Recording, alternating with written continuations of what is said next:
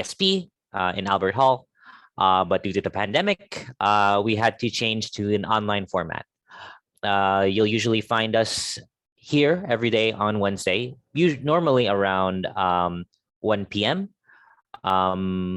where you could hear a diverse set of topics, discussions surrounding all things and everything, that people are interested in presenting.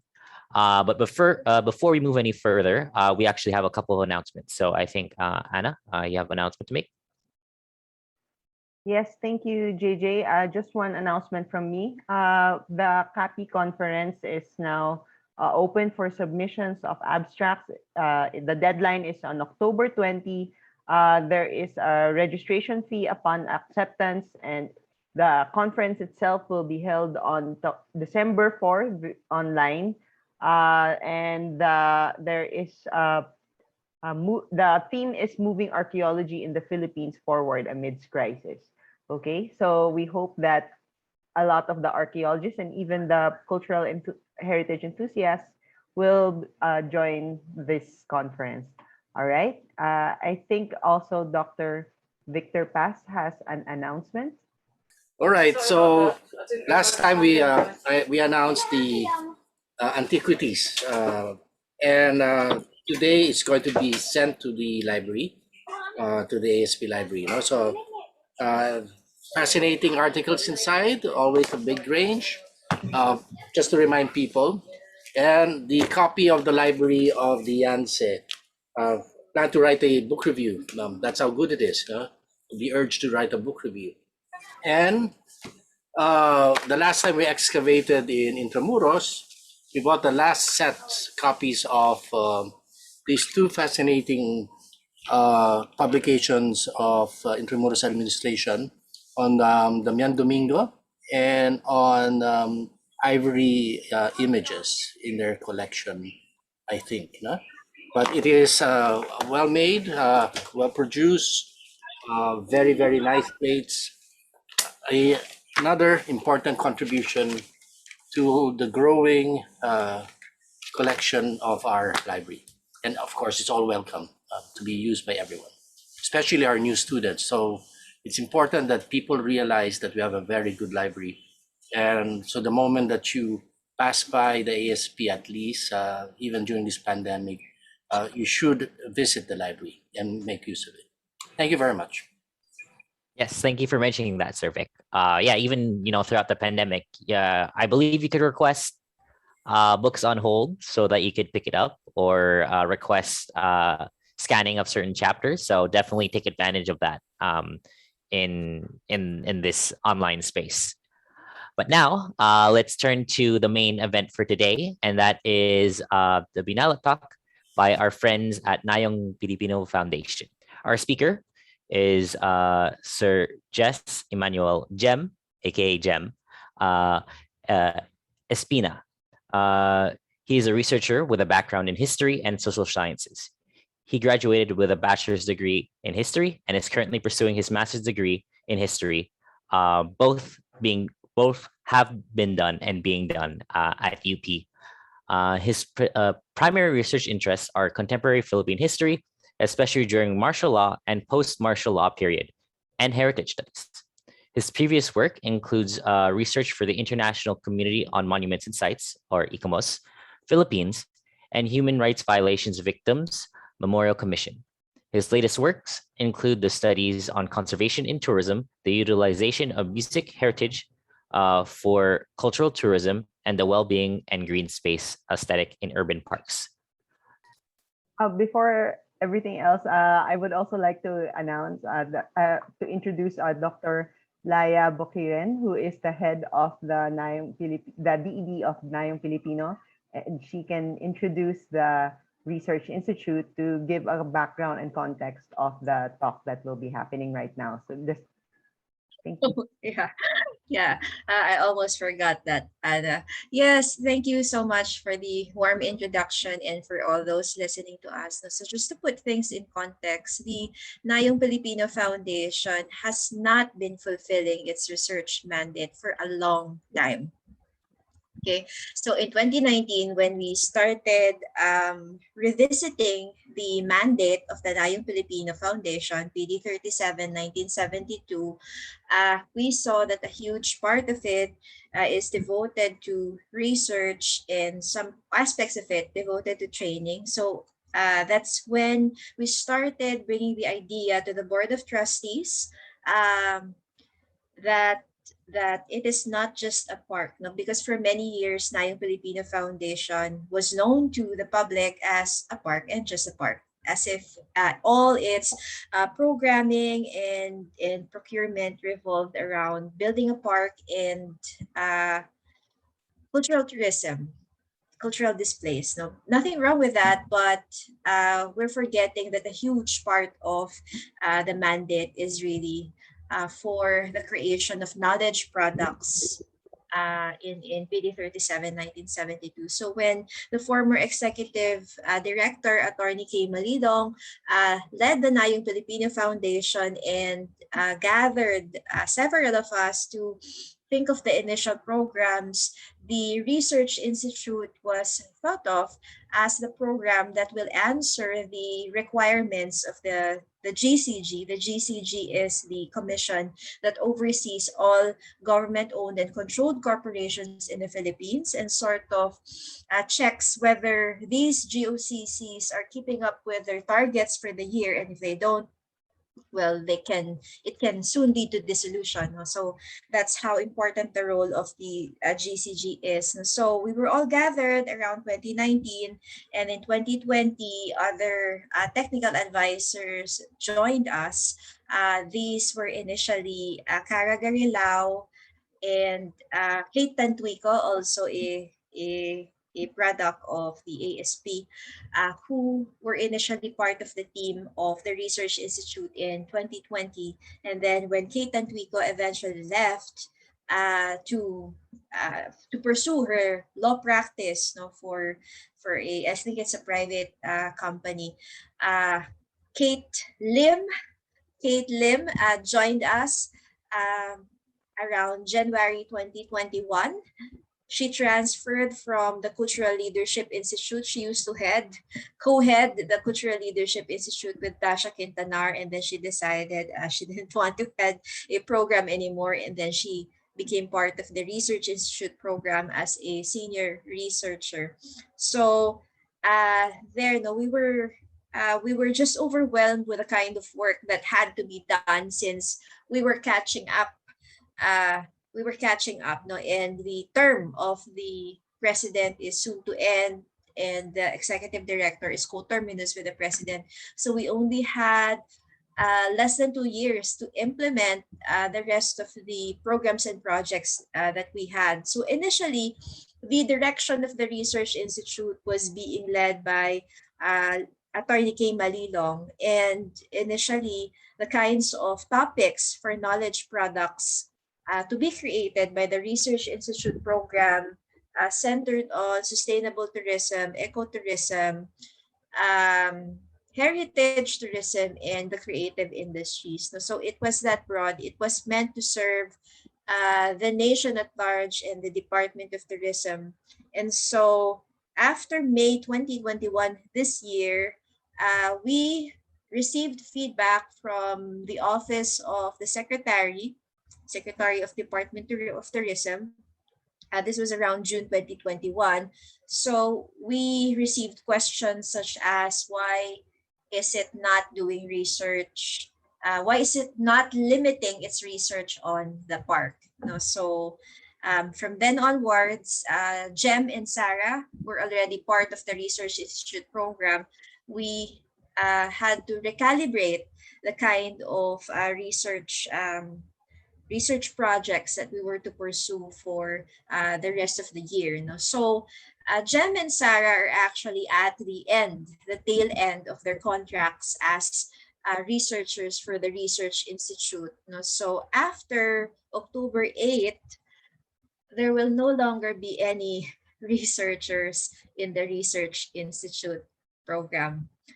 All that's left of the Research Institute program will be one project officer No, but basically, we don't have researchers at the Research Institute program. So we really thank the Department of Archaeology for hosting us. In a way, it's a platform for Sarah and Jem, and it's our last flight, the Research Institute's last flight. Huling hura, kumbaga. No? So we thank you for that, because after this, the Research Institute program will most likely hibernate again. Thank you. Thank you, Doc Laya. That was a good perspective, giving perspective to what's happening in the to the Nayong Filipino Research Institute. So maybe call on Jem to give to start off. Sige. So good afternoon, everyone. So I am Jem Espina, or Jem. So I will be presenting yung two researches ko. First on the Labok Children's Choir, and second on green space aesthetics and urban parks. So let me just share my screen.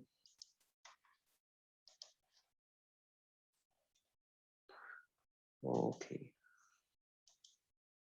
Okay, so the title of today's presentation, the first research case study is the Labok Children's Choir, a case study on the promotion of the intangible musical heritage of Labok, Bohol as part of the visitor experience. So I'll just give a brief background why we first studied this case study. We decided to go with this case study. Initially, we were doing a case study on conservation of heritage structures in the Philippines. So there were three case studies there. One on the Baclayon Church, the second on Bataan, and a third on the Calao Cave. So when we were talking with one of our resource speakers, Mr. Lutgardo Labad, he talked a lot about the Labok Children's Choir and its role during the fundraising after the 2013 earthquake. So we then decided to study them, especially since they play a factor in developing tourism in Bohol. So what's the research goal of this paper? It is to build upon the preservation of cultural heritage by focusing on music as intangible cultural heritage and how it can be utilized to enhance the tourist experience of a place. So the focus will be on the Labok Children's Choir as it investigates the opportunities and challenges in utilizing intangible cultural heritage for tourism. So I've divided this presentation into 5 parts. So first we have music and intangible cultural heritage. We have cultural tourism and musical cultural tourism, the musical heritage of Bohol and Lobok, the Labok Children's Choir, and the Labok Children's Choir and tourism. So music and intangible cultural heritage, of course, we recognize music as an intangible cultural heritage, as its patterns, traditions, and recognizable forms are passed from one generation to another, from one community to another. And although there is some change and transformation that occurs along the way. So traditional music of the world has developed from the very beginning of human existence and always reflects the status of people, their state of mind, their thoughts. And this is different from language. So here I just put the link between music and ICH. So how do we preserve music as intangible cultural heritage? Of course, the most relevant policy here would be the 2003 Convention on Safeguarding Intangible Cultural Heritage by UNESCO.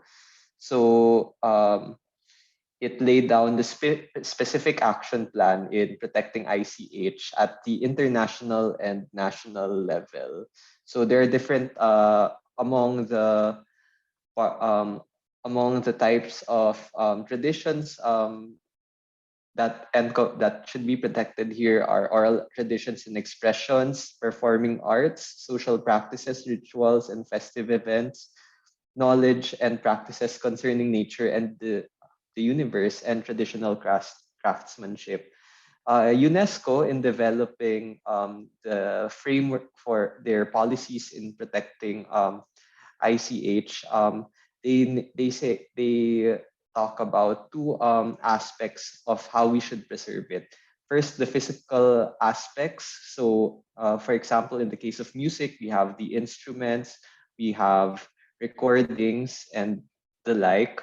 And we also we could also protect the actual tradition and the conditions surrounding that tradition. We also have safeguarding without freezing, wherein this tradition must not remain static or frozen in time, but it must continue to evolve. We also in the Philippines, we have limited policies related to the protection of intangible cultural heritage. Of course, we have RA 10066, but it only has one provision concerning ICH. So it deals with keeping an inventory of ICH in the Philippines. There's an establishment of the Philippine Intangible Cultural Heritage Committee, and this was it has to work with UNESCO in identifying ICH in the country. We also have the Manlilikha ng Bayan Act which was passed in 1993.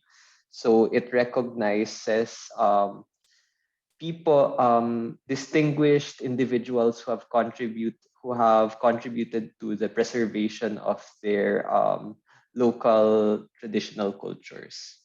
One way that we could in which that we could preserve intangible cultural heritage is through cultural tourism.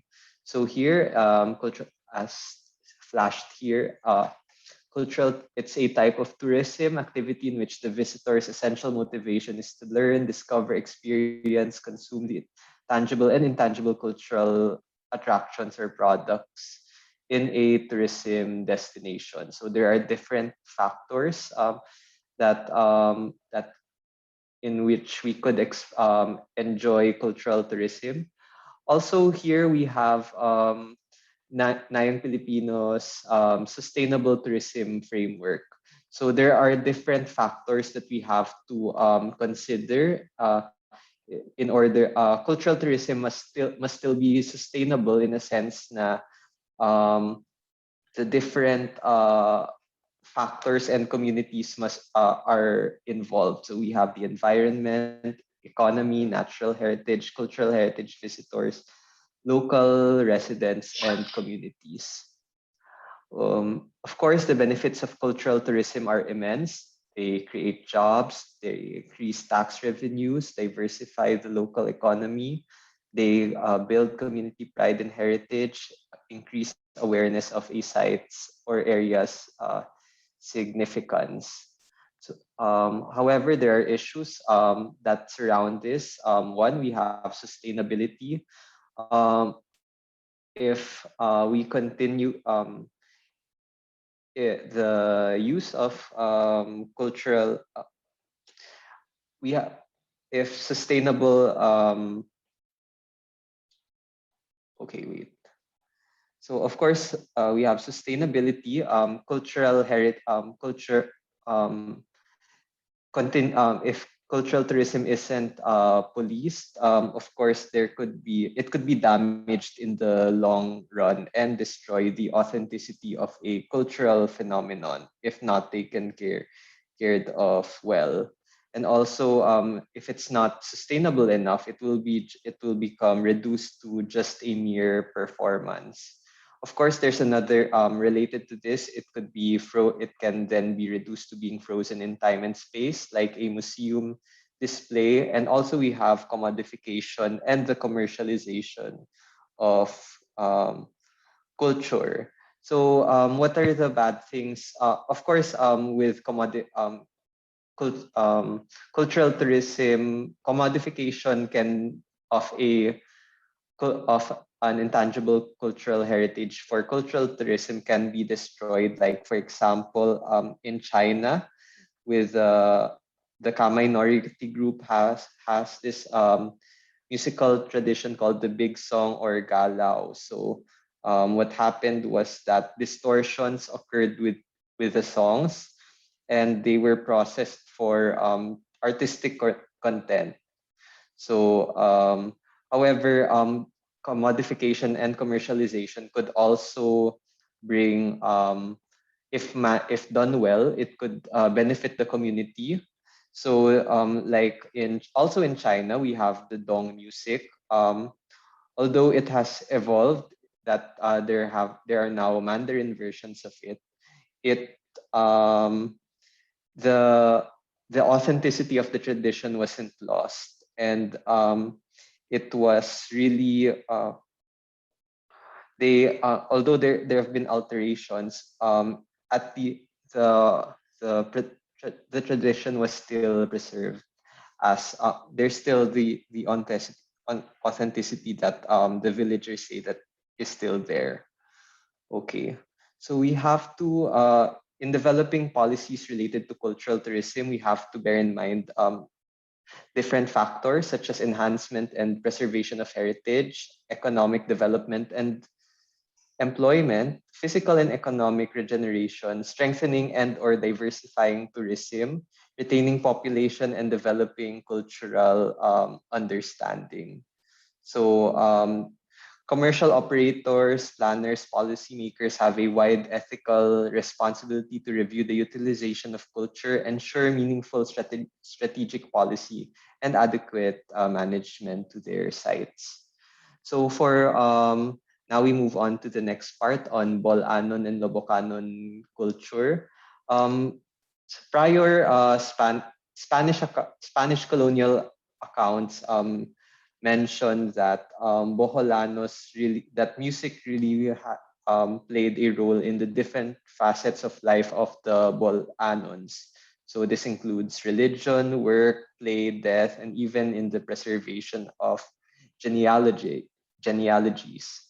But later on, with the introduction of the Spaniards, the musical tradition was more of music dominated the lives of the Bolanons, but more as ecclesiastical musical tradition. The Spaniards established the first settlement in Bohol in Baclayon in 1596, and if I'm not mistaken, in 1602, that's when they established their second settlement, which is Lobok. So Father Pedro Chirino, one of the early Spanish documenters of the Philippines, he writes about the angelic voices of Lobocanon children who would come down from the mountains to attend mass. So he describes them as angelic voices that can move you to tears. And Miss Alexandra Chua, she wrote about how different types of musical traditions in Lobok developed. So we have the Kalenda, Suroy, Altares, and the Bolibong King. In the 19th century, Lobok musical traditions became more secular. We have the establishment of the Lobok Band in 1872, and Miss Chua also mentions in her paper that a musical tradition is usually passed on through the metodo solfeggio. Okay.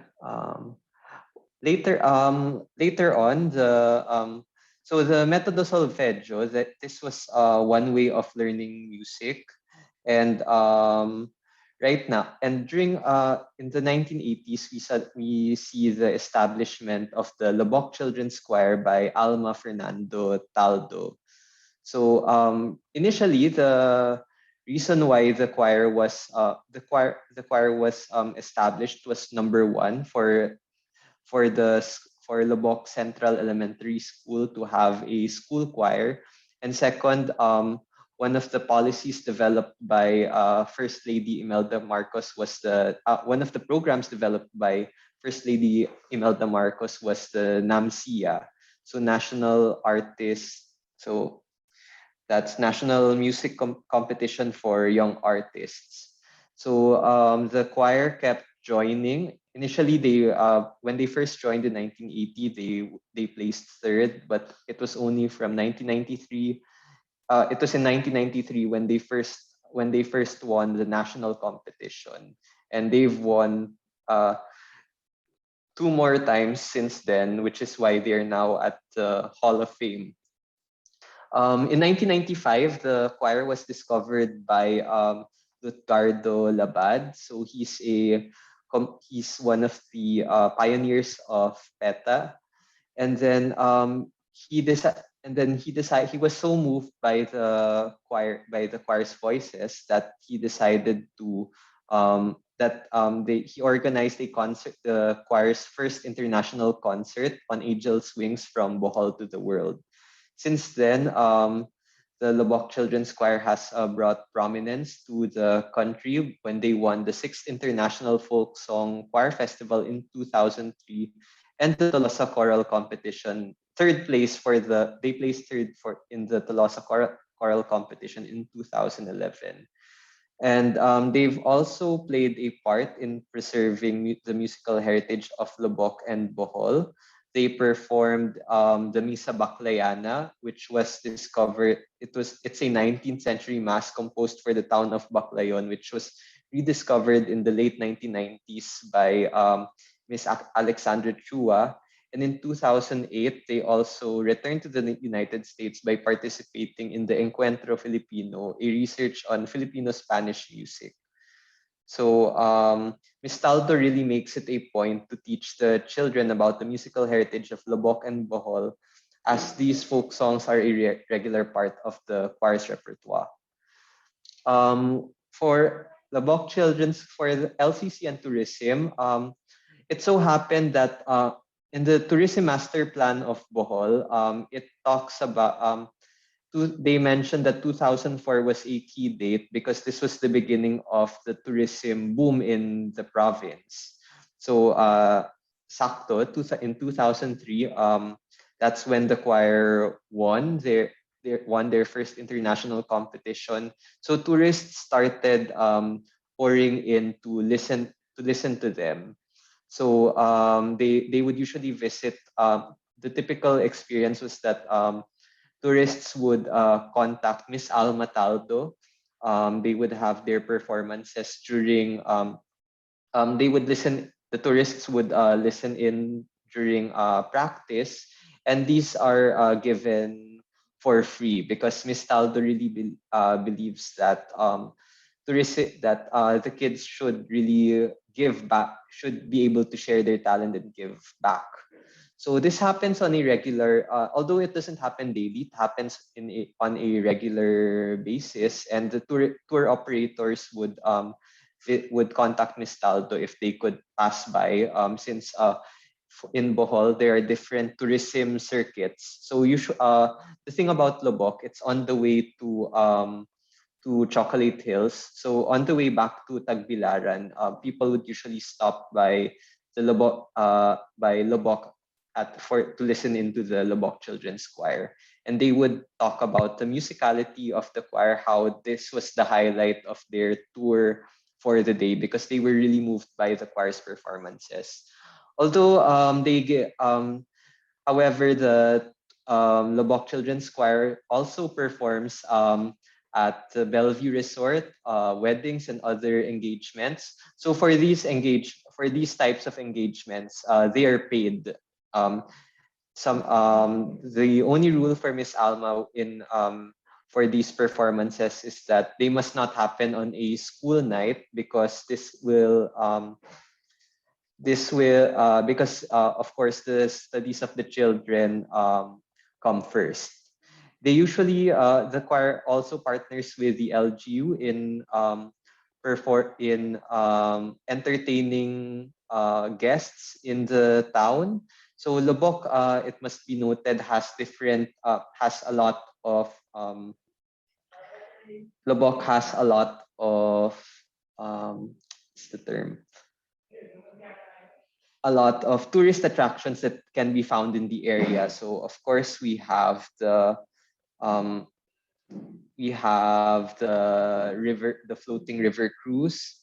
We have the Lubok Church, and then different types of local crafts such as baskets, silhig ibjok, and wood carvings.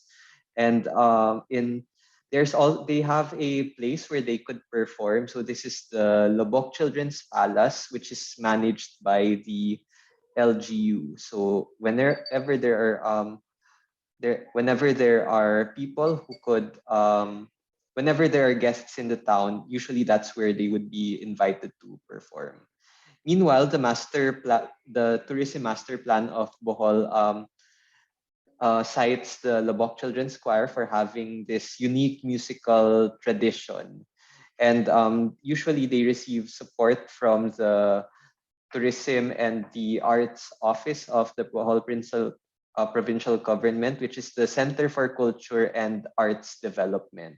So aside from receiving financial support when they have, especially during their early years when they had to travel abroad, they now receive they also received a lot of promotional support for this. Also, we have recently the choir celebrated their 40th anniversary, and they decided and to celebrate their 40th anniversary, they released this album called Soul of Place. So, what is this Soul of Place? It is a collection of music videos which was conceptualized by the CCAD and the Bohol Arts and Cultural Heritage Council.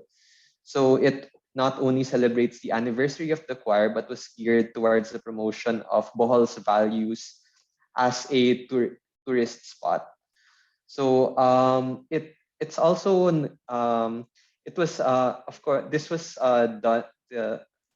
This album was also done to promote Bohol, especially since in the light of the COVID-19 pandemic, they're enticing tourists to come and visit the island and highlighting the best of the island. What's interesting also here is the song choices. Um, of course, they sing one of the songs in this album is on Angel's Wings, which is the title of the choir's first international tour. They also sang. There's also a collection here of religious songs of faith, and faith really plays an important role here with the, the Lubbock Children's Choir, since they're a given Miss Alvina really makes a point to instill religiosity with children. So to conclude, we could see that the tourist experience of place was enhanced by the Lubbock Children's Choir, and musicality really plays a key role in the preservation of intangible cultural heritage. So the utilization of musical intangible cultural heritage has the potential to further enhance cultural tourism and the tourist experience. So the performers and tourism stakeholders must be aware of the strengths and limitations of both parties. So at the end of the day, authenticity and integrity are just a part of the equation, and the sustainability of the musical tradition is a focal point that must be constantly addressed for the preservation of heritage and for the appreciation of the tourists and the culture bearers. So for the case of the Lubbock Children's Choir, their musicality enhances the tourist experience as visitors feel the soul of place as they appreciate the musical prowess that has been handed down from one generation to another. So, okay, next I will be sharing on wellness and green space aesthetics. So the second the second research that we did, that I did for the Research Institute, was on well-being and green space aesthetics in urban parks. So the objective of the study is to be an initial study that investigates the value of urban green spaces on self-assessed and perceived individual well-being. So we did, since Nayong Pilipino will be creating a park, will be building a park. It wanted to conduct an initial. It want to the results of this survey was to be the results of this study was aims to be applicable in designing the park and the interpretation programs. So for this, we used the survey. We based this research on the urban green space on the 8 perceived sensory dimensions of green space aesthetics. We conducted a survey on how Metro Manila residents associate parks with their own well-being. So for first, we have green spaces and wellness. Um, recent studies have shown that people living in urban areas are more prone to mental health disorders. So there's a correlation between city living and increased risk to mental health disorders. So there are parts of the brain which respond more significantly to stress for those for those living in the city and for those raised in the cities. So scientists are trying to look into how at different ways to combat this. So one thing one thing that they've been exploring is the environment. So according to Jim Van Os, nothing in mental health can become clear unless we look at the environment. So they were studying on how green spaces, trees, parks can better contribute to to mental health well-being in general. So there are three. There's a recent study by the published by the on the which reviews the benefits of trees on human health. So this was published by the International Journal of Environmental Research and Public Health. So there are they identified three major ways on how trees benefit the environment. First, we have reducing harm. So it concerns exposure to air pollution, noise, heat. For restoring capacities, we have cognitive, attention restoration, stress recovery. And for building capacities, we have physical activity and providing settings for social cohesion. So we will be focusing more on the restore. For this study, we tried to look more into how often they mentioned the restoring capacities of trees. So, okay, wait lang. For the restoring capacities of trees, some of the research that has been done here to support this is first on Shirin-yoku, which is the Japanese art of forest bathing. So there have been respondents have noted self-reported that they had increased sleep and decreased feelings of anxiety, hostility, and fatigue. So there's also the phytoncides that were emitted by the forest, which help build up the immune system. Also, there was a recent research that was conducted by um, Melissa Marcel and her team, which is on urban street treat biodiversity and antidepressant medication. So apparently, the increased presence of trees reduce the risk of having antidepressant medication. So this was conducted in Germany in Germany. So one of the conclusions of the paper of the research was to build more urban green spaces and advocate for the increased presence of trees in urban areas. So there's this potential in the benefits are immense, ranging from social, environmental, health, and economic. So of course, with these developments, we would say it should be natural that our policymakers would focus on building more trees and green spaces. But there's a study that was conducted by Cheng Manzi and Butters in 2015. So on why less developed countries usually don't prioritize green spaces. So here we see deteriorating urban microclimates, the poorly planned development or development in piece by piece instead of in as a part of a instead as part of a whole. The continued loss of green and urban areas, massive increase in transport related land, time, fuel, and resource. And we also have the rapid increase of energy usage. So in Manila, we have a population of 13 million people in an area amounting to 619 and 54 square kilometers. So of this area, only 12% is devoted to urban green spaces, and a large part of this is given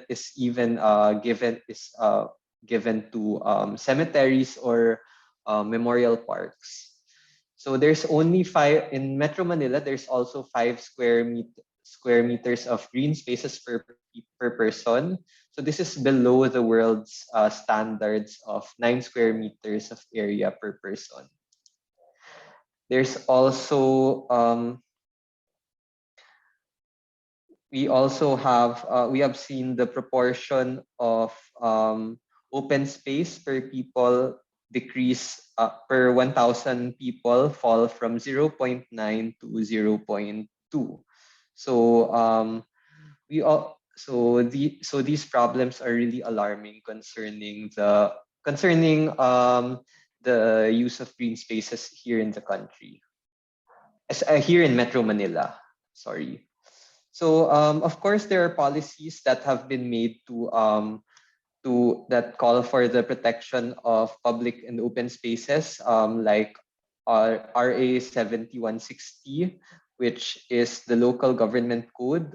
It calls for it calls for local government units to create their own comprehensive land use plans and zoning ordinances, and LGUs are required to incorporate parks and open spaces into their plans, and also the services offered by them. So Presidential Decree 1096 sets the standards for the of how developed an LGU is, and parks are included here. And we also have the guidelines of the HLURB, which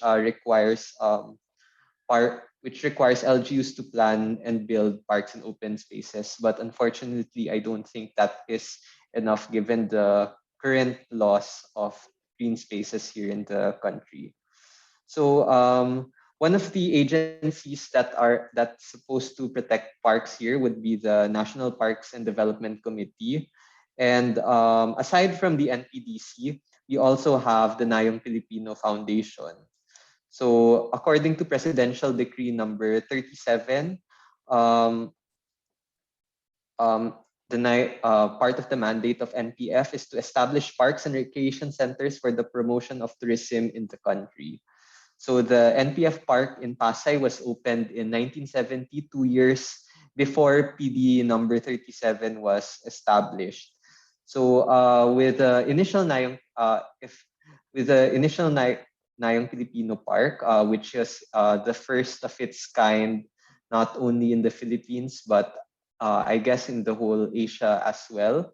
It was really very popular for a number, and it saw from its opening in 1970 until the middle 1990s. And in 1991, it recorded a visit of 1 million visitors. However, in 1995, we see a decrease of visitors and also the continued decline of the park with the opening of other theme parks such as the Enchanted Kingdom. And eventually in 2002, the park was closed when part of the land was sold to Manila International Airport Authority. And although the park opened yet again in 2007 at Clark, which was the at the land which is the former Expo Filipino, and unfortunately the land in Clark is closed right now.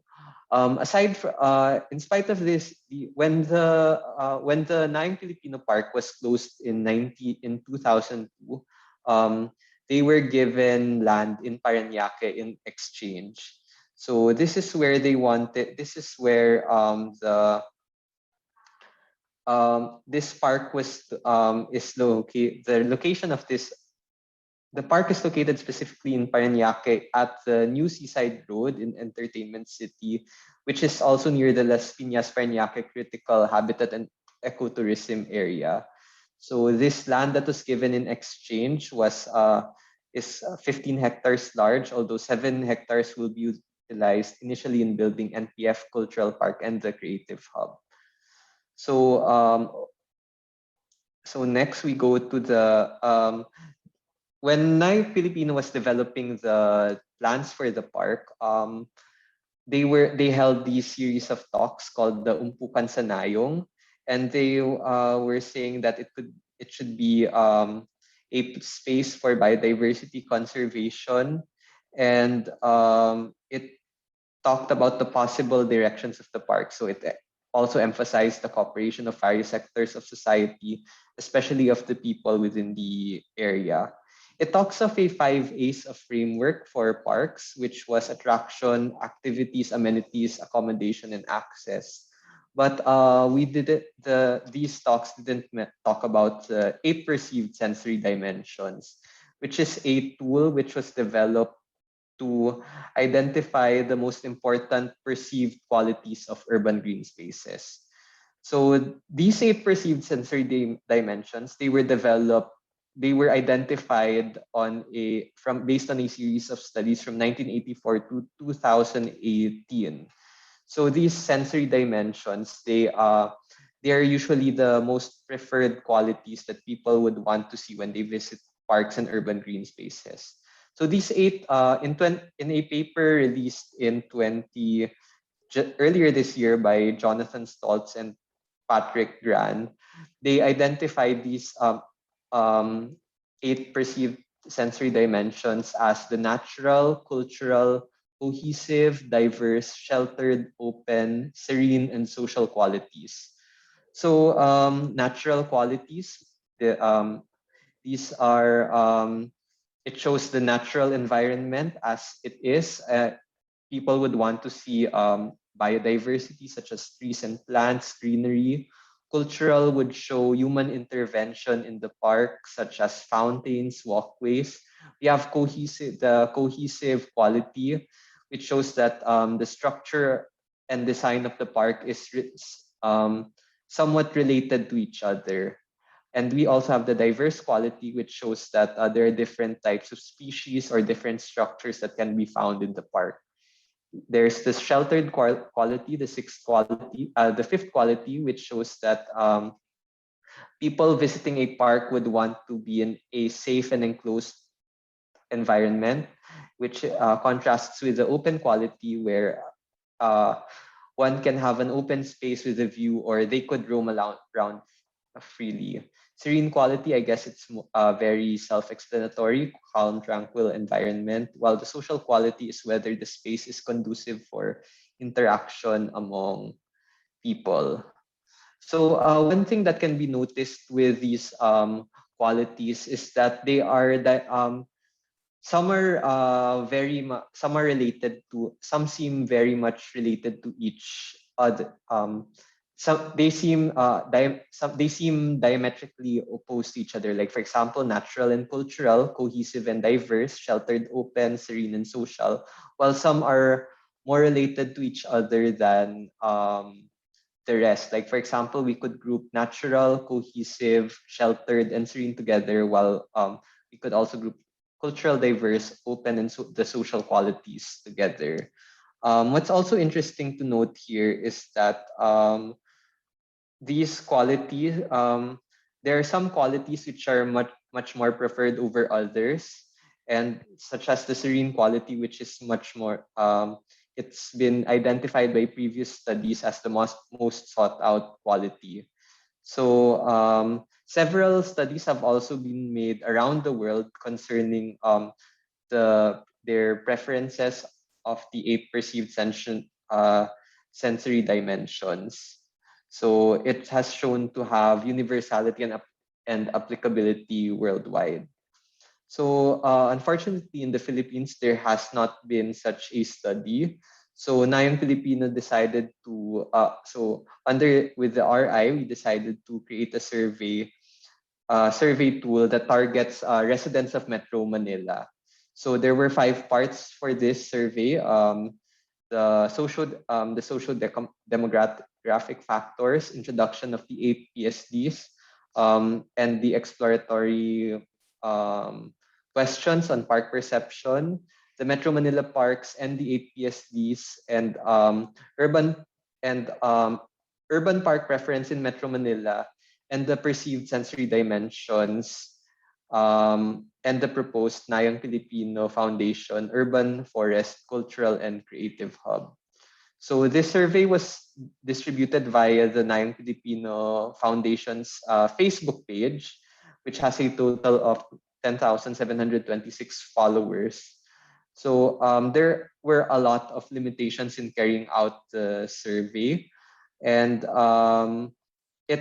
the design of this study is to be introductory and exploratory, in which other surveys can build upon when doing research on the preferential qualities that Filipinos or Metro Manila residents would want to see for parks.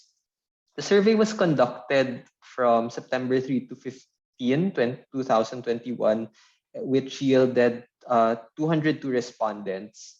And the respondents were aged 12 to 26 years, ranged from 12 years old to 66 years old, and with more than 2/3 of the respondents coming from the 21 to 30-year-old age bracket.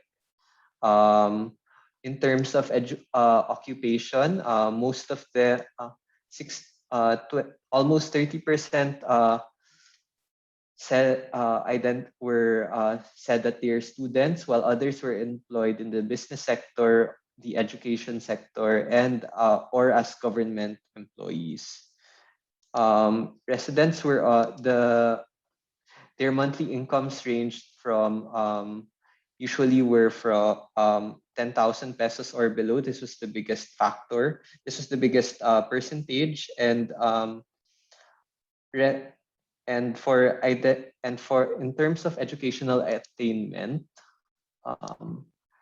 91% said that they are in the college level or higher. Meanwhile, residents, about half of the respondents came from QC, 14.9% resided in Manila, while the rest of the respondents were distributed in the various cities in the region. So when we asked them what were the top 3 categories of words most associated with parks, they'd answer green or green space or greenery. We have nature. It's not. This is the second here. It's not flashed here, pero nature. We have nature and nature or natural, and then third we have trees, puno, plants, and grass. So it can be noticed that these words relate more to the natural qualities of the environment. So the next group of words that were on the top of the list, we have open spacious, open spaces, malawak, peace or peaceful, pahingahan, leisure, free time, unwind, or slash tambayan, and relaxing and relaxation. So these words usually were commonly associated with the open and serene qualities of the perceived sensory dimensions. We also asked in the survey why the respondents would visit parks. So there were different categories that we saw, but the top answer that we saw was for relaxation, and this comprised of 24.75% of the results. So a huge chunk of the answers were related to the serene component. So other reasons that they gave were to unwind or for calm, leisure, to feel peace, de-stress, or serenity. So other reasons why people visit Metro Manila residents would visit parks for um, would be for green space or nature, recreational activities and exercise, fresh air, and open space. So unfortunately, the results also have shown that people do not visit parks as often. So 33 so it's the number of people visiting a park is directly proportional to how often people visit it. So 33.2% of the respondents say that they only visit once a year, 27.2% once a month, 15.3% 2 to 3 times a year, 10.4 once a week, 5.4 2 to 3 times a week, and only 1% visits daily. So the survey respondents were also asked to rank their most preferred perceived sensory dimensions. So overwhelmingly, 42.8 respondents said that natural quality is their most preferred PST. So this was followed by the serene quality with 12.9%, and then the open and sheltered qualities were tied at 11.9%. So from the results, among the most common answers why people would choose the natural quality as their most preferred qualities, because the they when we ask why they chose their most preferred qualities, people say that they would want the natural quality because it helps them to relax. It gives a change of environment amidst an urban setting, and they would want to see greenery such as plants and trees. So these are similar reasons given for the serene quality. They want to relax, have some peace and freedom, and also being in a serene place would give them a change of environment also. So for the open quality, people would say that they want that freedom, they want that change of environment, and they also want to breathe and have fresh air. And for if a space is open, it could be accessible to everyone. And for the sheltered quality, people would say that they want to feel safe within a park, um, aside from also saying that one of the more common answers also was for a change of environment amidst an urban setting. Meanwhile, the least preferred quality for urban parks would be the social quality. So this garnered 25% of the responses. So many of the respondents noted that socialization was not a priority for them when they visited a park. So they would rather see a calm environment or a natural space filled with greenery. So they were all interest. It's also interesting to note that people were saying that they do not prefer the social quality, especially amidst the ongoing COVID-19 pandemic, since this would increase the chances for catching the disease. Here we could see a diagram of the most preferred qualities for that residents of Metro Manila would choose. So highlighted here, I'm okay. So would be the open, natural, serene, and this is supposed to be sheltered quality. While we have the cultural, cohesive, we have these are the more preferred qualities. We also asked which park in Metro Manila that the respondents would like to visit the most.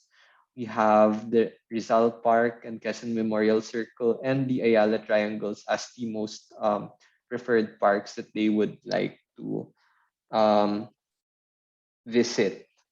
And when we asked Metro Manila residents what their preferred what was the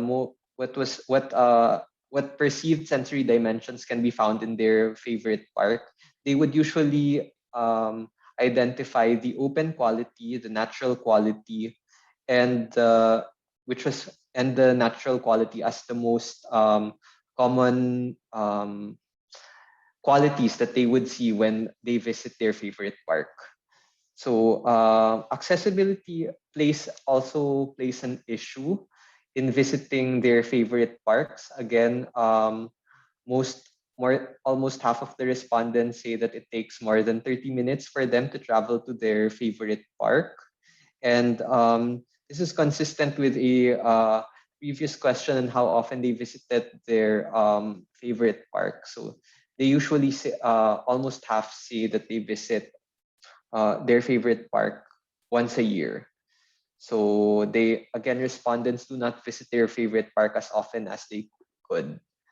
Lastly, we had the final design of the survey revolved around the perceived sensory dimensions in the proposed Nayong Filipino Foundation's urban, forest, cultural, and creative hub. So we flashed designs which were produced by Arisgo and the 90 Design Studio. And the aim was to create a 21st century Filipino park responding to significant contextual changes. So the proposed hub was to have some of the design elements that we flashed in the screen were the all-season park, estero and river park, playground, and playgrounds. And we could see that the parts of the design that they liked the most were the all-season park and the estero and river park. So in looking at the designs of the park, they identified the open quality and the open, natural, and social qualities as the most as the qualities which are most seen which are most identifiable in the designs of the park. But when we asked them which PSDs must be most manifested, their answers were natural, so which accounted for 39.1%, cultural, and serene. So people said that the natural quality must be is needed for more green spaces, and that green spaces must be protected and preserved as they help preserve biodiversity and provide a solution against pollution. Survey respondents also said that the manifestation of the natural quality is needed to contrast with the urban environment that they are living at, and some mentioning that there are too many malls in the country. So another common trend is that the natural quality would help visitors of the proposed hub to relax and would be beneficial to their mental health. Survey respondents also identified the serene quality as the PSD to be most manifested because they wanted to have calm surroundings and a space again that contrasts with the urban environment. It would also spell a safe environment and promote health in general.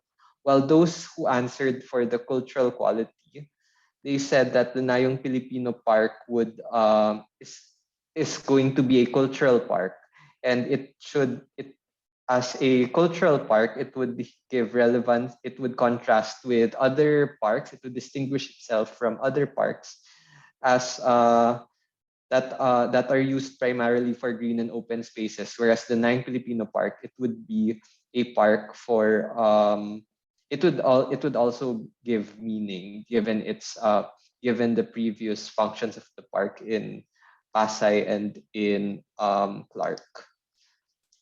Okay, so to conclude, we see that natural quality is the most consistent PSD being looked in at parks, followed by the serene and open qualities, and that respondents would usually associate parks with greenery, nature, trees.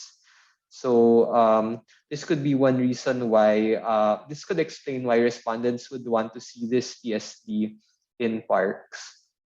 So one of the most common answers why people chose the natural, serene, and open qualities is because they want this change in surroundings, a natural environment that contrasts with a heavily urbanized one. So a while ago, I mentioned about Dr. Van Os saying that environment is the key in that could help solve this mental health crisis. And again, we see another correlation because there's a clamor for a more natural environment amidst the urban setting that we currently have. They also want green spaces where we could relax, have peace and freedom. And the social quality was ranked here as the least preferred quality, as they would rather not socialize. They would rather not socialize and rather enjoy the calmness and environment of the environment and the greenery.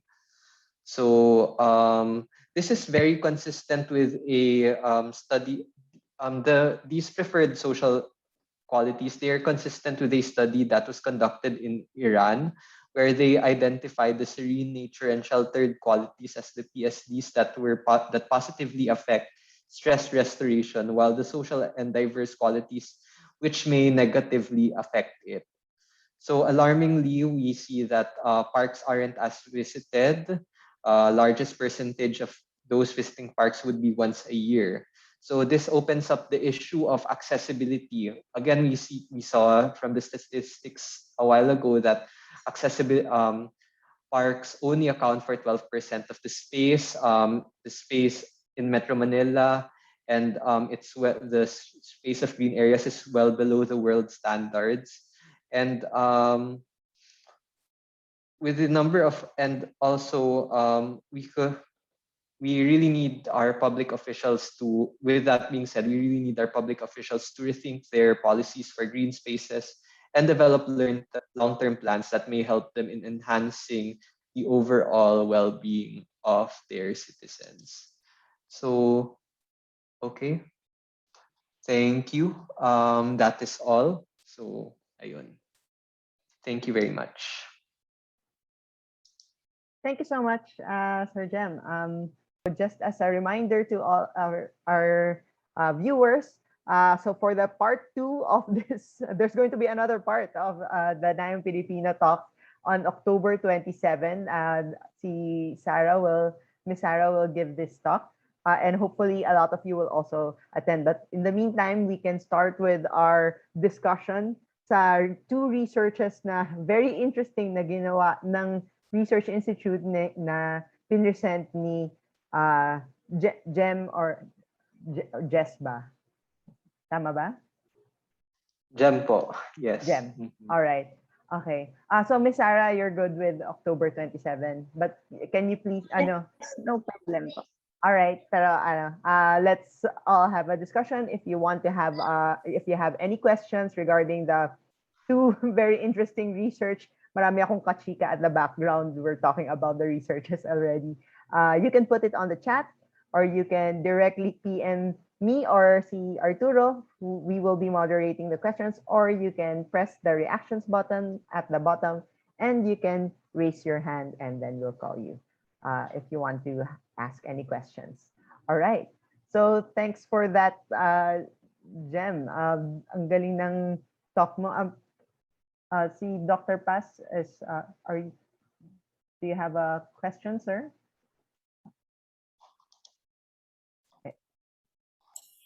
Okay. Thanks, Jem, for sharing the research, the synthesis of your research with your team.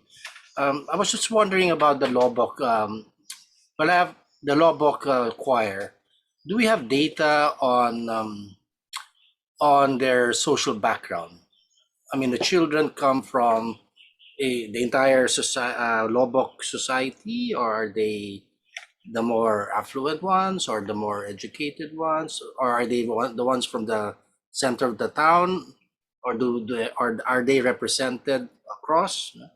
Do they all belong to one barangay, or that do we have data regarding that, or? the most common factor among the children that participate in the Labok children that are part of the Labok Children's Choir is that they're part of the Labok Central Elementary School. This is where Miss Alma used to teach, and this is where the school was. This is where the choir was established. So in terms of they would be centered in the at the poblacion. Yeah. That's where most of the Yes. people would come. Most of the choir members would Correct. come from. Yeah. It's usually the case. Though. Well, we cannot expect more at the moment, no? But yes, because if that's an elementary school, then that's localized. So if it's also a high school, then, but so they've been doing this since the earthquake, or was it before the earthquake? The existence of the choir. The choir was founded in 1980. So it's 40. It's been there for 40 years now. Which means they have alumni already, and yeah, that's the and a culture. No? That's very interesting. I just also want to say about the fascinating data and approach to trying to get a grip on parks, no? And of course, your survey and the insight from the survey showed something that makes sense. You will only go to a park if it's quite near, you know, if it's 30 minutes drive, traffic, etc. You'll think twice before you go to the park, no? And the other thing which I noticed, and I like to get your opinion about this. Do you notice that most of our parks are turning into forests? So there is a tendency to limit the size of open spaces, grasslands. And I think we should have a balance. We have a problem of that kind of problem here at UP. You know? We our designated open spaces are being planted in good intention with trees, but we need open spaces too. And we see that in the Quezon Memorial Circle, where the open spaces are already cemented or paved, and what is not open is covered in trees.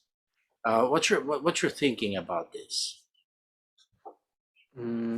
For example, maybe I connect it to your plans for the Nayong Pilipino a center, no, a park that you shared, that was shared in the talks a couple of weeks back, where there's a master plan, right? I noticed a couple of open spaces, no, but are they consciously going to be open, or like most tendencies now, it's either they are planted with trees or they will give it to a concessionaire. The concessionaire will build structures on these open spaces. For now, I don't think I have the personal capacity to answer this question, since I'm not involved with the design of the park. Although we did coordinate with the heritage space team in distributing the survey. But based on the designs, these open spaces are really meant to be open as it is. Maybe Doc Laya is more capable in answering that. Yeah. Hello, Dr. Paz. In the plan of the Urban Forest Project Team of the Heritage Space Program of the Nayong Filipino Foundation, although we call it an urban forest project because majority of the space will be a green space with native trees, there are also some spaces for activities, and these spaces for activities are designed in such a way that the spaces or the facilities will be agnostic when it comes to the type of programs, projects, and activities that will be placed there, regardless of whose administration takes over. Yeah, because that's what usually happens with a lot of infra, diba? A set of within the management cycle, no, given 6 years, they'll make plans, and then the next set of managers will change all the plans at high costs to the Filipino public. Yeah. So what we're doing now is foundational. The plan is to plant native trees on designated spaces and then have some designated spaces for multipurpose cultural activities. Correct. And isang maganda lumabas doon sa survey, yung ginawa nyo, is that there's a sense in the public na they like the sense of a natural, no? And that is, again, because this thinking I've been thinking about it for some time. You know, for example, there is a push and pull, but more a push, but a very gentle push of urban Pinoys and to make our Baroque Pinoy consciousness in the forefront of. So we don't like open spaces too much, but at the same time we don't also like not to have them. But then it's creeping, you know. For example, luckily in the past we managed to stop a proposal to cement the sides of the sunken garden at UP, to make like a steps. And so you see that's a good intention, but you can immediately see that in the minds of those who conceptualized it, they don't see a value on the natural and the open. The second thing is you want him to make over. Surely you guys will not make crocodiles made out of cement, no? Or tree stumps made out of cement, right? With I don't think so. Oo. lagpas na Parang tayo yun dyan. yata yung tapos na tayo Tapos na yata tayo doon dyan. Pero sa, you yung get sa my Rizal drift. Park yun. Oh, hindi lang sa yan. Of course, it is a my reading there. It hits a deeper sensibility, you know, of aesthetics, right? And again, we are dealing with this push and pull of ayaw nga ng Asian, ng Pinoy, na may arawan. So ayaw nila na gitna ng field, di ba? Na nagpaparaw. Of course. But ayaw rin nila ng gubat. Kasi yung gubat madilim, di ba? At yung gubat with gubat comes with everything else. Yung things that you don't see, yung mga lamang lupa, yung mga nuno at ganyan. So it is a push and pull, no? And wag na tayo pumunta if nagtanim kayo o may tumubong malaking balete, di ba? But you need one. Actually, you need ficus for the birds, because many species of birds like ficus trees. No, pero those are the challenges. But surely you guys have thought about it. But just to remind you that the dynamics of mentality is, you know, I know we are urban, but a big chunk is rural. But with the rural doesn't mean they celebrate nature. Yes. Yeah. I think with those urban forests, key there is creating several types of trails, because there are several types of trails. And the problem with those urban forests na hindi, let's say it's not very friendly to the public and even to the disabled. My mom's disabled. Yes. I cannot bring her to an urban park. That's the problem. The key there is to create several types of trails and not be limited to a particular type of surface for a trail. Yeah. So I think that's what the team is planning in the Nayong Filipino property, to have several types of trails and then some facilities for bird watching, elevated facilities. You know, Laya, you very good point. Take Intramuros. Again, exactly. Aesthetically, they put back cobblestones. Champion, galing aesthetically. Yes. But have you tried biking on those crazy toughs? No, it is anti-bike. I cannot bring my mother there. No? Wheelchair. Any two-wheel vehicle will struggle, right? We excavated there recently, and we lived in Intramuros, so we were cycling, no? And every time we pass by the cobblestone, oh my God, you know, sometimes we have to go down because it was so, well, we have small bikes, so that's a problem. But those balances, no? So mabuti naman, hindi na, I don't think we should make the entire Intramuros cobblestone, no? But part of it, okay na. Yes. There are positives and negatives to it, depending on. Yeah. That's interesting, no? But any progress since the last time you guys were talking about your facilities? Na-approve na ba budget nyo? Or at least... Yes, we requested for GAA budget for next year. And we are starting with an expanded sidewalk. Basically, it's already a linear park. It's a linear park, no? Kind of like what you see in Iloilo, Esplanade, and those drawings of Alcazarin for Pares. Yes. To go against Parex, no? No, so it's... I was thinking, did I hear you right? Parex as in the Pasig River one, right? So there are plans to develop a linear park around the Pasig River, right? Instead of this huge San Miguel built facility.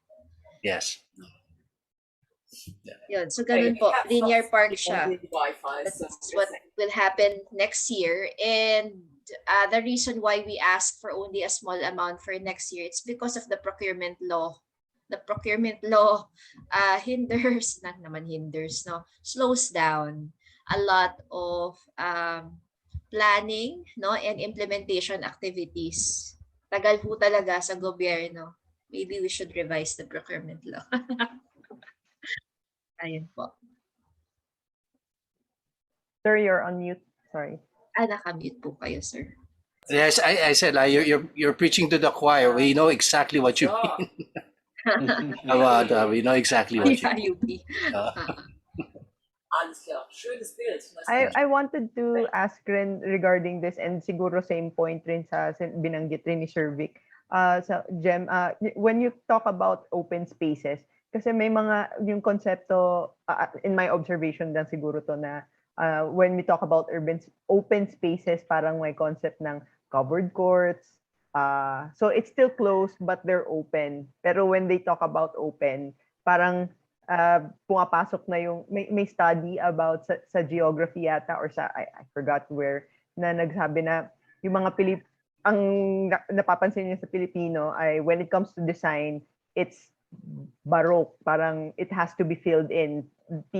People don't like empty spaces. It has to have something in it na ilalagay kasi hindi pwedeng may empty space. Parang what can you say about sa pag-planning or sa pag-plans or sa nakikita versus dun sa survey na responses ng nakuha ninyo? So ano ba masasabi? Well, I guess we have to we didn't get to explore that much yung sa on the concept of these open spaces nga kasi the priority was really to see on what they think about wellness din talaga eh. Although they would say that they would associate open spaces with having that breath of fresh air, having that freedom, but siguro yung that could be part of a later study na lang din po. Yeah. I have siguro Ana kasi if you think about it, wala pa naman talaga, or let's say there are many definitions of what is an urban park, what is an open space, what is an open green space. So each local government, each region, each country probably would have a set of guidelines for it. And each landscape architecture company firm contracted by the government would have its own vision. The DENR ERDB urban park section is a very recent creation, and they also have their own set of guidelines that have yet to be mainstream to various LGUs around the country, according to the section head I talked to, si Dr. Pintor, that we're closely collaborating it with initially for the urban park urban forest project in Nayong, Pilipino.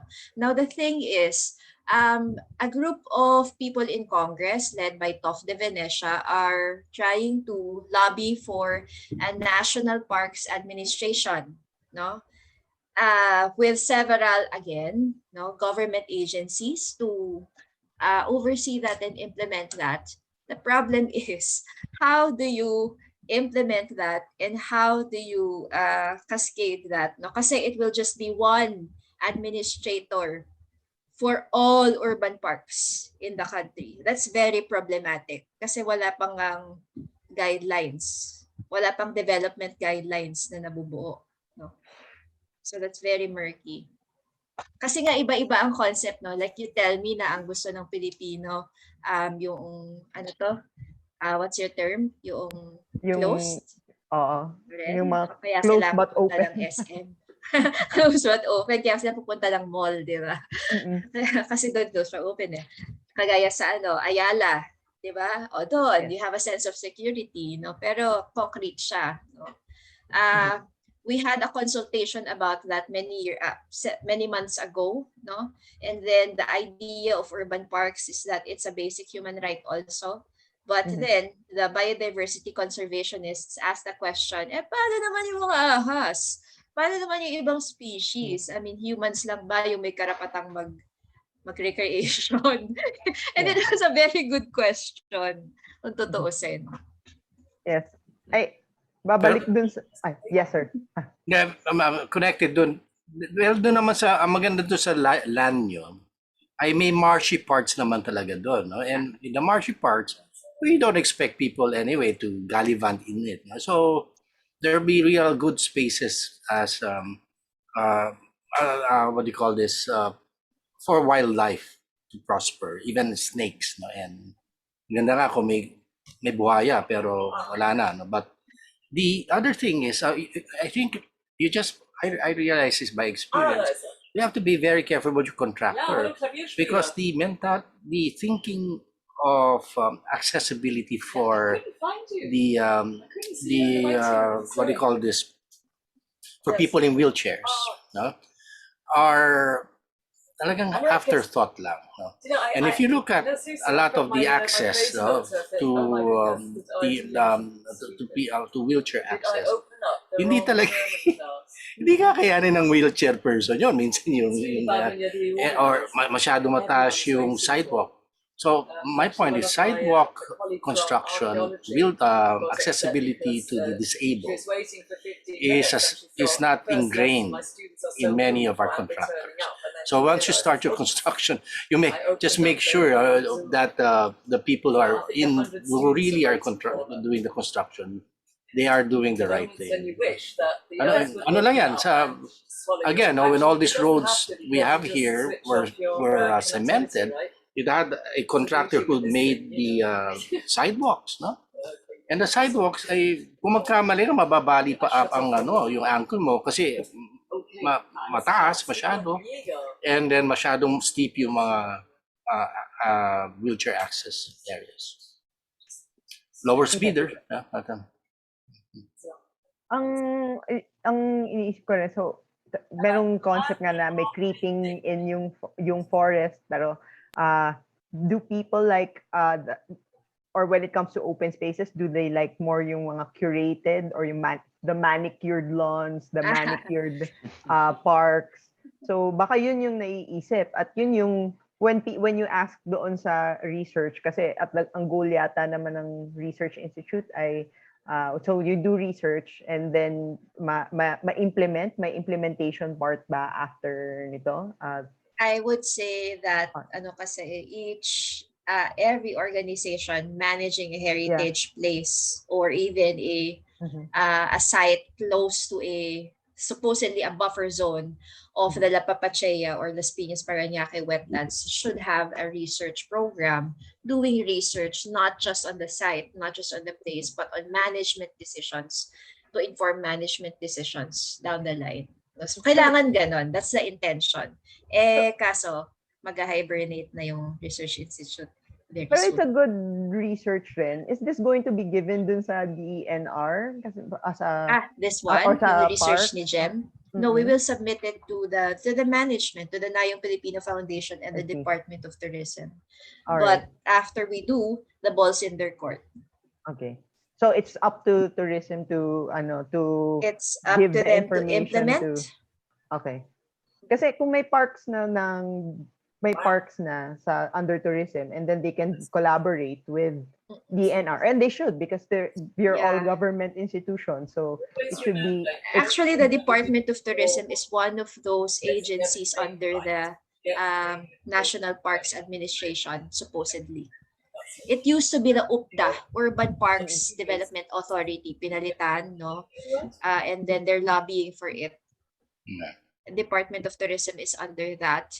So the study of GEM will be paired with the development guidelines that the urban forest team is producing, and then it will be submitted to the DOT, because some of these ideas can be used not just for the Nayong Filipino Foundation, but for pilot sites anywhere. exactly, yes. There's a question here sa chat from Sir Bulata. Good day po, Ma'am, Sir Jem, Dr. Boquiren Gonzalez, and Sir Vic. Just a question po. I don't know if I just missed it in the presentations, but are there some considerations in constructing these kinds of parks and open spaces in light of pandemic or post-pandemic situation? Since like most of the restaurants today, they all have al fresco dining. So have you considered this, or did you include this in your research, Jen? This wasn't included in the research because if I'm not mistaken, I think this was released early in the designs were released early ata into the pandemic, or nung hindi pa masyadong pinagpaplanuhan yan, because I think they were planned as early as 2019. Tama po ba yung mga yung umpukan sa Nayon eh, but then it got stalled because of the because of the pandemic. Tapos when the facility was used, when the property was used as a quarantine facility, we had to change the designs again. So yung dapat 9.5 hectares yung gagamitin, pero naging 7 hectares instead. So Yes. I'm not sure if it was included in the during the plans for the 2020 designs, but as of the moment, ayan, Doc Laya. In 2019, a budget of 2 billion was approved by Congress for the construction of a cultural park and creative hub set in 70% green space in that property, in Parañaque. You also have to remember that creative hubs were also a buzzword at that time, along with sustainable tourism and ecotourism. Yan. Whether it's really understood or not. Pandemic, ayun na nga, ginamit, a portion of those spaces ginamit. But I believe that the initial designs created by Aris Go, who drafted the initial concepts in 2019 para lang may maiharap sa Congress, yung Nayong Filipino board at that time. I believe those designs are pandemic ready, if that's the question, if that's what's being asked here. Pandemic ready in the sense that there's plenty of open space to move around. It's not one of those development projects where you have plenty of closed spaces, heavy, vertical, hindi ganun eh. Kasi those are the very kinds of spaces na ayaw natin. Na during the given that there's a pandemic, and it's very dangerous to be in those kinds of spaces. But when you keep it open and free flowing, good air circulation, agnostic when it comes to the kinds of activities you will put there, I think it will still work. I'm interested in seeing how it, siguro dahil may results na yung research, how do you think it will change the landscape of or the perceptions of open spaces or parks? Dahil siyempre may results na yan, this is what they were thinking, but how can it be implemented? How will it affect open spaces in general in the urban setting? Whether it or not it's Nayong Filipino or it's a small park in Timog, I don't know. Hindi sige, hindi lang naisama rito, pero we also for this part of discussion, pero part of the survey we also asked people about their perception of urban parks and open spaces and green open spaces within Metro Manila. So we had Rizal Park, Quezon Memorial Circle, Ninoy Aquino Parks and Wildlife, Ayala Triangle, Marikina, River Park, and so on. And what's interesting is that yun nga, they would consider these open spaces as natural, open, and social qualities. So it contrasts with yung tinatanong namin, what do you guys want? And they want serene, they want serene spaces. Sinasabi nila na serene spaces are important. They want something that contrasts with the urban environment. And I hope that this would be something that policymakers would take into account kasi ayun nga yung mga we hardly have any open spaces, and if we have open spaces magulo pa sila, so it doesn't give you you won't feel that you're outside of the city or you're in a different space, in a space that contrasts with the urban environment. That's a very good point kasi iniisip ko ngayon, there was somebody who mentioned it to me sa Quezon City. I mentioned Timog pero it turns out parang sa Scout area pala to, yung barangay Laging Handa, am I correct? Where they allot a small park at the end of each street. Tama ba ako? Pero yung park na yon, it's not the concept of big parks like Rizal Park or the Marikina Park. It's just para siyang yung corner sa Intramuros, Cervix, yung may maliit na corner ng tapat ng church and the parking lot. And it's just a small corner where people natutulog after habang nag-AIA or mga nagsi-skateboard, mga tumatambay, and there's a small plaque, yung mga ganon. Pero and apparently this is happening in Timog pero nobody notices it because it blends in with the urban space. But they're considered as parks. Bakit hindi? Yeah. So, iniisip ko na parang I think, Grove. Grove. No? Okay. Yung Grove, no? It's a dedicated space. Hindi siya yung, like, mga iniisip nating urban parks. A grove kasi is a dedicated space. Eh. You can put whatever, trees, select trees there. Well, that's also ideal. And I think the study of Jem, kasi may mga criteria siya, it can also contribute to that. May nagtanong rin dito, directly PM to me na baka yung mga, it can also affect siguro yung the way people are shopping because now they're also mas focus na sila sa open stalls rather than the malls. Or what can you say about that? Or will we integrate it sa ating economic practice? Sa property? I think nung inisip na ni Architect Arisgo and the initial board then yung mga unang designs for the Nayong Pilipino Park, Nayong Filipino property, mix siya ng spaces administered by government and spaces for retail. Kasi kailangan kumita ng park, GOCC yan eh. Pag di kumita, malalagot siya. No? It has to sustain its operations also beyond being a landlord to Resorts World. No? So, some spaces are meant for retail. But retail in the sense na the kind of tenants you will put there are also aligned to this idea of a cultural park and creative hub. So, halimbawa, architecture studio, kung ganun. O kaya, siya, I don't know, web designer, nag-opisina doon. Kaya siya hub. May nag-comment na, yes, go ahead. Na for Jem, kasi of course ang daming data nung results nung survey, no? But hindi ko nahuli kasi kung what is the attitude, do people correlate parks with recreation for sports? So does a park have to have a basketball court, for example? Does a park has to have a tennis court? Yung ganyan ba, no? Ano bang lumalabas sa data sa reading nyo? Jem, no? And on top of that, what's your view on providing space for skateboarders? A very controversial one, but importante yun, no? Lalo na ngayon na yung skateboarding love you, hate you. Maraming may gusto skateboard, marami rin may ayaw. No? It's a polarizing kind of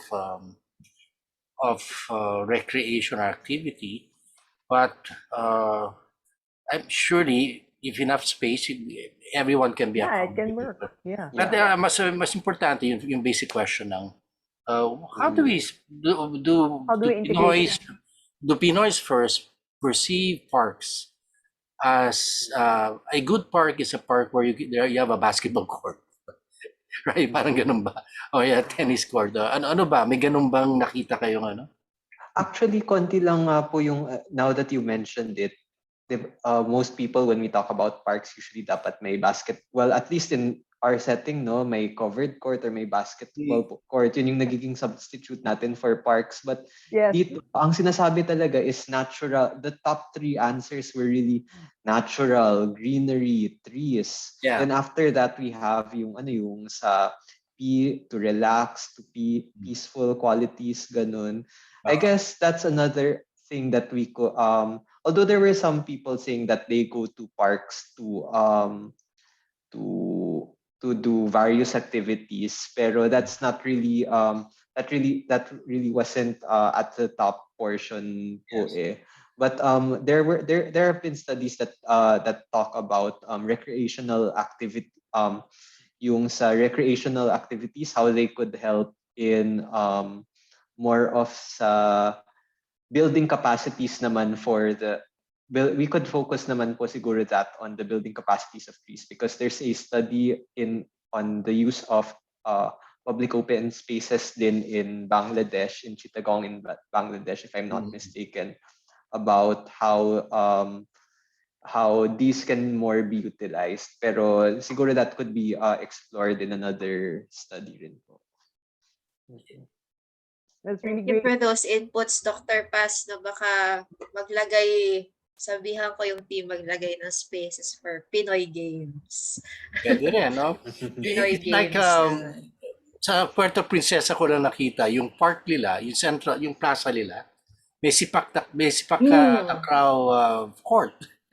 I was gonna say that, sepak takraw. Yung ko lang nakita yon sa buong Pilipinas, no, sa Puerto Princesa. Yeah.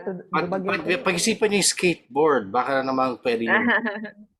Hindi naman dahil sa enthusiast ako niya. Pero napansin ko lang, yung community na yan, medyo din, una-una syempre batang community yan. No?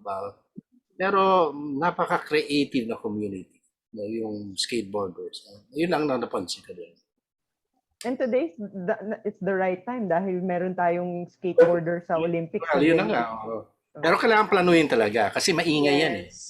Maingay. I think sa ano naman po yan, sa programming. Kasi once the space is there, it's easy to set up those kinds of facilities eh.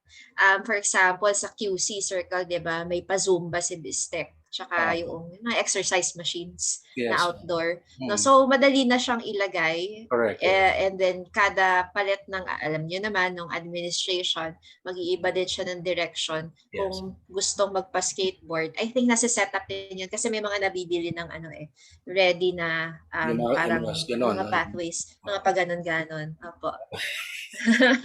Halatang hindi ka na rin bata. So, yung mga pa-ganon-ganon, may pangalan yata yan. Yes, and sa yata sa UP I saw that dun sa yung dating raw materials recycling. Yes. Something. Were they staged back to square one? Correct. Eileen Ramirez tsaka Chits. But nakita ako doon nag-skateboard eh. Kunwari dito, no, which I was against, there was an administration that banned the skateboarders. So, sa academic level, so I said, why ban? Why not create a space for them somewhere? No? Parang hindi ganun yung, I don't agree with that kind of thinking rather than you don't shoo people away, you try to find ways to integrate people, diba, and accommodate them. But yun, but even though I really am not a fan, and naiingayan talaga ako, no? Maingay yung skateboard eh, pero I can see, what its value, at least its potential. may nag-mention rin dito si Sir Balata rin ay nagbanggit na may nagsi-skateboard siyang may nakikita siyang place na nagsi-skateboard sa UP, yung road sa labas na UPIS before the overpass sa UP Town Correct. Center. Yes. So I guess Yes. so okay din para ang iisip ko rin if the place has good trees, mas na mute ng konti yung sound. So kunwari doon, pwede ka maging maingay doon eh. Maingay na yung kalye, yung Katipunan. But I saw something that was so amazing sa Intramuros, and because it was organic. There was a open lot along that street that cuts through San Ignacio and yung likod ng I forgot the name of the street of yung Tamayos, no? And people went there and then they made graffiti art. Wonderful graffiti art, and they were skateboarding. Organic, nakita mo hindi contrived, no, hindi organized.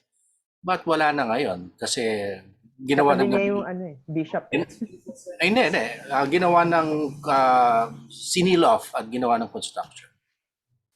Sayang, no? Pero ganun ba?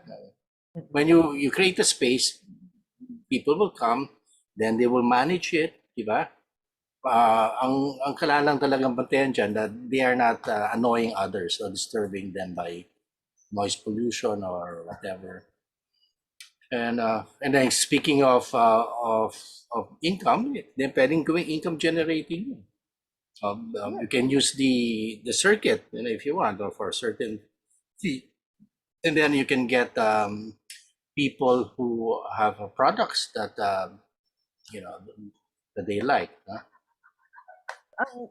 Ang nabanggit rin dito, may nagbanggit rin dito na kung may kasamang mga nag-gambling areas din, maganda rin na may retail shopping sila pag natalo sila.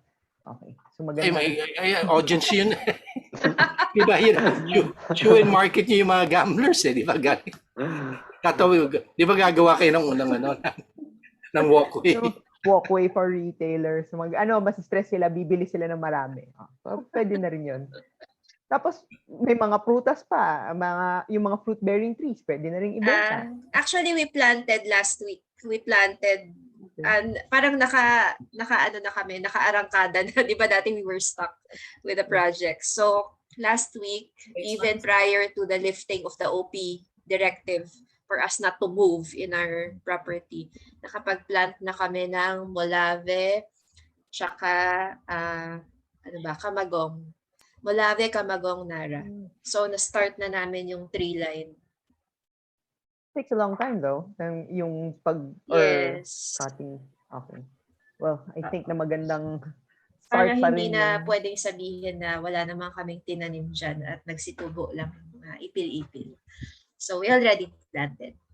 I like this concept na yung Research Institute is contributing not just to Nayong Pilipino, but to a bigger movement sana ng government. So I really like that concept. Pero I think it's already 3:07, so I guess we can already start our slowly going through the motions. And thank you. Actually, ang dami ko pang tanong about sa Lubok choir at saka marami akong mga kausap sa background regarding sa mga ideas na excite yata sila sa concept ng mga open spaces, and maganda rin dahil yung Lubok Children's Choir ay may nasa sila very natural yung concept na may mga kumakanta, may music, tapos nature, parang ang ganda isipin. Pero iniisip ko rin na para ba tong may mga difference ba sa music, like is it like jazz na really gives an identity sa isang area, na yung mga local pubs and open spaces may kumakanta, tapos that really defines the music of the area. Maybe we can have that as a last question kay Jem. So meron bang ganun na nangyayari sa Lubok or sa Children's Choir na also contributing to the open space of the area at nai-integrate na siya doon sa sa space or sa yung musical type niya? Okay. So the choir, more of they were yung sa in performing in open spaces. I know that they had yung one of their part nabanggit sa Master Tourism Plan of Bohol that they had partnerships with the provincial government in performing in these open spaces to highlight the yung mga tourist spots ng Bohol. So with their previous music video, yung Soul of Place, yung previous album, yung recently released album nila na Soul of Place, doon sila doon sila nag-perform. They were shot in various locations, like for example, yung sa town plaza of Lobok, the Lobok River, by the banks of the Lobok River, yung sa Lobok Church, and all of these other, and yung parang yung bridge sa Lobok, which was so I'm not sure if you're familiar with this bridge that was supposed to endanger the flyover pala that was supposed to endanger the church, pero it remained unfinished. So that's where they shot most of their locations. Tas yung goal talaga nito is to promote Bohol and to entice visitors to come and visit them, especially since Lobok, it's I think I forgot to mention this, but it's considered as the musical capital of Bohol. The Lobok Children's Choir isn't the only famous group there, so I also mentioned the only group that's there. There's also a Lobok band, and then there's also a different children's choir that performs by the river. So parang distinguish themselves. They call themselves the Lobok River Choir. So iba pa sila sa Lobok Children's Choir. So ayun. Ang cute. I really like this concept. And tsaka, well, thanks for that information. At tsaka I hope na may mga taga Bohol dito or who are people who are planning to go to Bohol and to Lubok to see and to listen to music when. At saka I think na isang magandang nakakalimutan ng maraming tao ay music can really draw in yung mga tao who are also interested in studying the different forms of musicality and how it affects yung area at saka yung land and the way people are thinking. Ang iniisip ko nga yung ano yun yung HBO na music ng after ng Katrina, yung HBO TV show, yung after ng Katrina, yung how the jazz bands started to recover using their music and heritage. So parang syempre yun yung iniisip ko when you were talking about it because they're kids, di ba? They're going to grow up and eventually. So hopefully they keep this concept. All right. Thank you very much. And I apologize kay Trim. Okay. Binigay ni Ada yung title ng HBO TV show. Okay. Thank you very much, Jem. Thank you to Doc Laya. Thank you to Miss Sarah, who will give a talk, her two research on Research Institute. So I misspoke kanina na this is not the last that we will see of the Nayong Pilipino here in Binalot Talk. We will be listening to Miss Sarah's talk on October 27. So let's wait for the titles for that. And for next week, our Binalot Talk will be October 13, si Victor Estrella, who will be giving a talk about Rizal and archaeology, I think. Rizal and the early archaeology in the Philippines. All right. So, Sir Vic, ano yan? Si Victor is living up to the Victor name. So, yeah. Thank you so much to everyone. We will see you all next week. Thank you, Jem, for that wonderful talk. Thank you to Nayong Filipino. Thank you to everyone who attended and asked questions. You can still email or ask questions kay Jem, but we will see you all next week. Thank you.